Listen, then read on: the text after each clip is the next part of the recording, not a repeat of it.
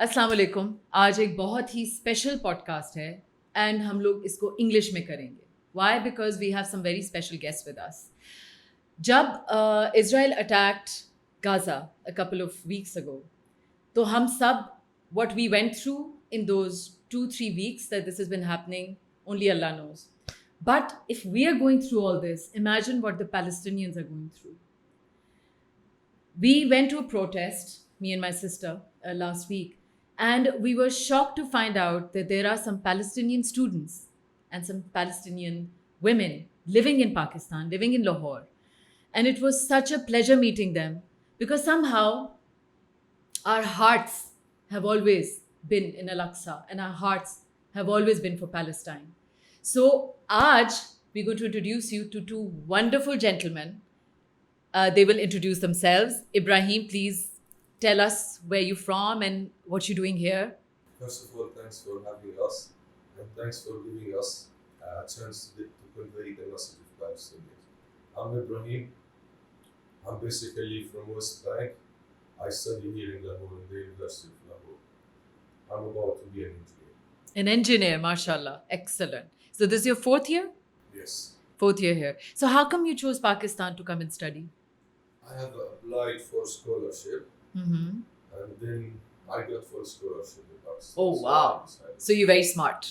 Somehow, yes. Mashallah, mashallah. Number one, and obviously you, Amar, welcome. Please tell us about yourself.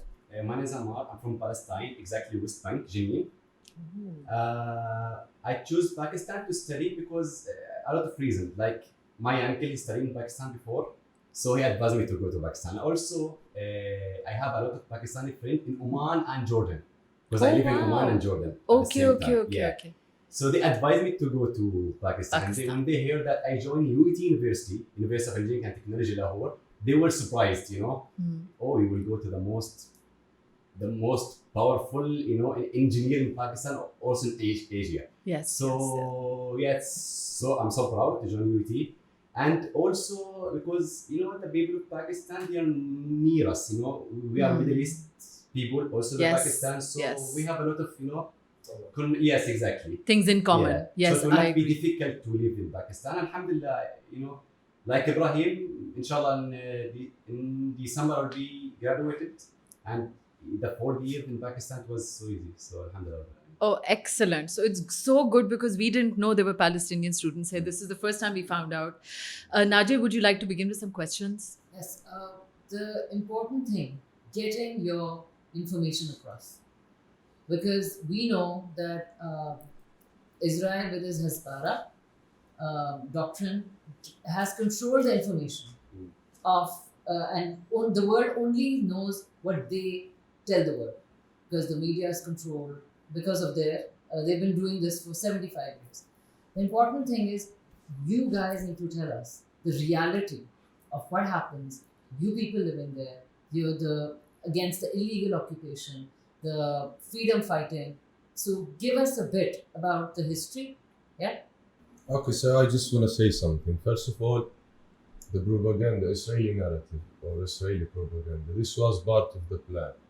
When they decided to come to our lands and establish their own state on the lands of Palestinian, they wanted to show the other side of the war that they are the victim, right?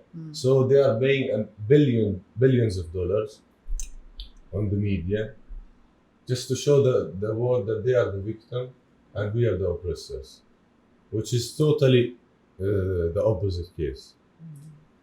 I'm not going to go briefly in the history, right, because it's too long, but I'm going to give a brief introduction. It's simple as that. A group of people came into other people's land, put them in starvation, and kept killing them for 75 years. It's simple as that. I'm not going to go into history or numbers. And this all happened in the silence of Arabs, silence of Muslims.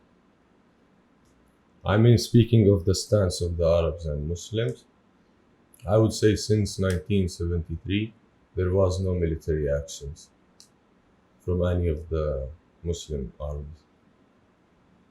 So this was part of the plan. I would blame the Muslim Ummah as well for this. You are so right. You know, every time I put a post about Palestine, I don't blame Israel. I blame the Muslim Ummah. We are watching this happen. We have the oil, we have the power, we have armies as well. I'm talking about Pakistan as well. I'm talking about all of us.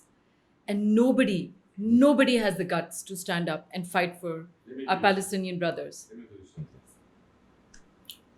Like speaking of the people themselves, right? Like speaking of my experience with my Arab and non-Arab friends, I know and I believe the Palestinian cause is present in every Muslim heart. And speaking of my experience, I know their heart ashes with every drop of a blood of a Palestinian. But when it comes to the government, it's totally different. Yes. Yes. I mean, what they are doing. Yes. They're all sold. I say it every time. All the Muslim Ummah leaders are all sold. They're all puppets. Yes. The masses bleed with you guys, but we have no power. Yes. We can talk about it, we can inform people about it, we can cry, we can send donations, we can boycott. But when it comes to actual fighting, pressure, the leaders are quiet. Yes. And I'm talking about Pakistan, number one, because we are a nuclear power. We can talk about ourselves. We can talk about the Arab League right sitting next to Palestine. Why aren't they doing anything? It's because, I mean, what do you feel? Why is that happening? How come nobody comes to help you guys are, you know, I feel the Palestinian race are the guardians of Al-Aqsa.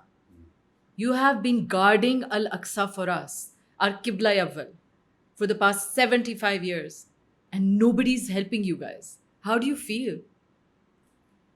We actually feel painful because like as you said, more than 30 countries around Palestine, and no one has powerful to enter a bottle of water. Like I can easily drink a water right now in front of you, but the people in Gaza, the day number 20, without any water, without any electricity, without any internet. So the Israel army, they doing what they want, and no one will know what Yeah. really happened. In the morning, I saw a video for the Palestinian who lived in Gaza. He was so happy. Guess why?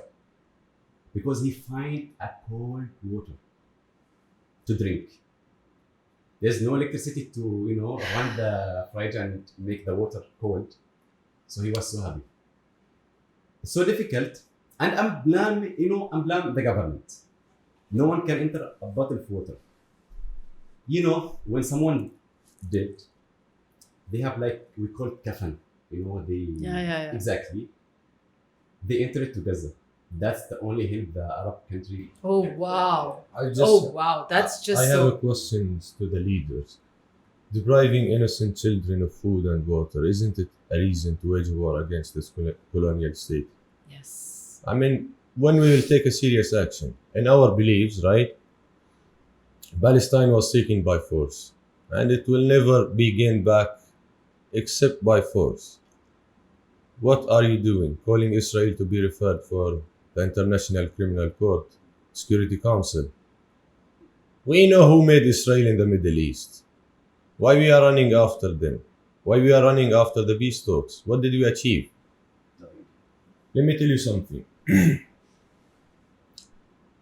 In order to achieve justice, after the world has failed in giving it to us, we Palestinians established some organization, liberational movements, in order to get back every right was given to us by God, and this was the only way. What they are calling them, terrorists. Why? Yes. Because they are fighting for their freedom. Let them call them terrorists. So basically, it's the same story in Pakistan as well. Freedom fighters in Kashmir are called terrorists because they just the exact same situation of Palestine happened in Kashmir. It's why so the Pakistani funny. people so We understand. yeah, understand We the situation in understand. Pakistan because they also facing the same The situation same in Kashmir. thing. Yes, exactly. And it's helplessness for the past 75 years. There's massive killings. There's anything. They have no rights. And they're also living in a cage, occupation, just like you guys. Nobody helps them. And the helplessness and the irony that they, the ones who are fighting for their own rights and their own freedom, are called by the West terrorists. Because Terrorists. And we'll come back to the injustice and the fact that they control the narrative. That is the first thing that was done. Control the narrative. So we can say that Mandela was called a terrorist. Yes. They Ah, can yes, label anyone yes. they want, because when the media is controlled, so the narrative they repeat all day is, oh, anyone fighting for their rights can just be labeled because we said so. Yeah. And this is the biggest fight actually. Yeah, it is. Getting that voice across that no, they are not victims. No, we don't have to condemn what happens when a freedom fighter fights back. That's not we don't condemn. We don't have to condemn that because it's an illegal occupation. Everyone fighting back is legally Yes. allowed to fight back. So and why is action. it called a conflict? Every time since we were born, all we hear is the Arab-Israeli conflict. The Arab-Israeli conflict. It's not a conflict. It's not a conflict. What is it? Genocide. It's genocide, it is occupation, and it is genocide. Even when our people talk about it, they say it's a conflict. Because We need to power stop. of narrative. Narrative, yes. Because one thing is drummed into your head over and over and over again. So they have generations saying conflict because your voice isn't getting across. Yes. And one point that shows how much media is powerful. Like for example, CNN and BBC, they're showing the world that the people of Gaza exactly, the Palestinian people of Gaza exactly, they are terrorists. Why? Because they defeat their land, they defeat about their honor, they defeat about the Islamic Principles. exactly. Yeah. So, but now, I'm so thankful for everyone in Pakistan and outside Pakistan because they're showing the Western people exactly the Israeli face. Like for example, at the 2009 war between Israel and Gaza, all the people around the world except Muslim and Arab, they were supporting Israel, and they said save Israeli children from the terrorist Hamas. Yes. Okay. Yes. But now, in 2023, if you see in London, Scotland, even if the biggest stadium in the world, like Anfield of the Liverpool and Old Trafford of Manchester United, Yes. they, hang the Palestinian flag. Yes. Yes. So that telling us every post you post it in Instagram, Twitter, whatever, it's effect. Yes, it is. Like the Prime Minister of UK, I don't know his name, but yeah, I think he's Sunak. Indian. Sunak, Okay, Indian. whatever. He said, "We stand with Israel." Okay, we. What do you mean by we? The government, the UK government, and the people? No. No. Because what we see in the streets, all the people in UK, they're standing with Palestine. That's right. So next time you should say, "I stand with Israel," not we. Absolutely. And this is the Absolutely. power of social media. Exactly. So do not Yes. think for a second that not sharing and what can we do? Just sharing is enough. Just raising awareness You is can enough. make the difference. Exactly. You can make the difference. Lots of people say, what's the point? This is what bothers me about since we are talking about Pakistan, that everybody says that what's the point of sharing? That doesn't do anything. You see, you hear these people. These are the people who are affected.